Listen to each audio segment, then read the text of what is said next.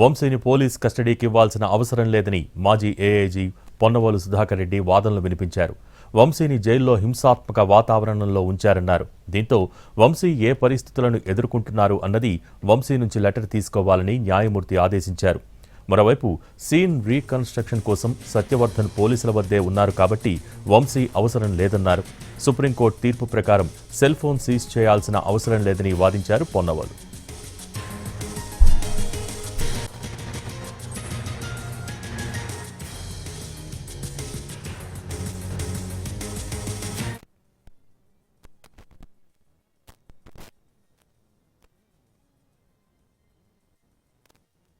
Scene reconstruction కావాలా, వంశీ గారు మాకు పోలీస్ కస్టడీ కావాలనేది వాళ్ళ వాదన.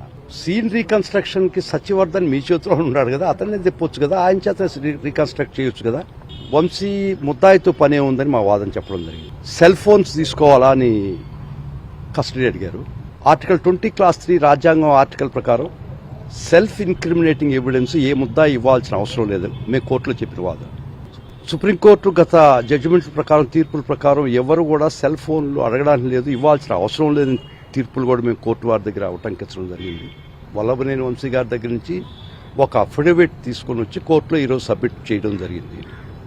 ఈ కేసుకు నాకు ఎలాంటి సంబంధం లేదు, ఈ కేసుకి నాకు ఏ విషయాలు తెలియదు, ఆ కారుకు నాకు సంబంధం లేదు, కాబట్టి నేను ఏమీ మీ ముందర చెప్పాల్సినటువంటి పరిస్థితిలో నేను లేను, నాకు తెలియదు కాబట్టి అని ఒక అఫిడవిట్ తయారు చేసి వేయడం జరిగింది. అఫిడవిట్ వల్లభనేని వంశీ గారు ఫైల్ చేశారు ఈరోజు.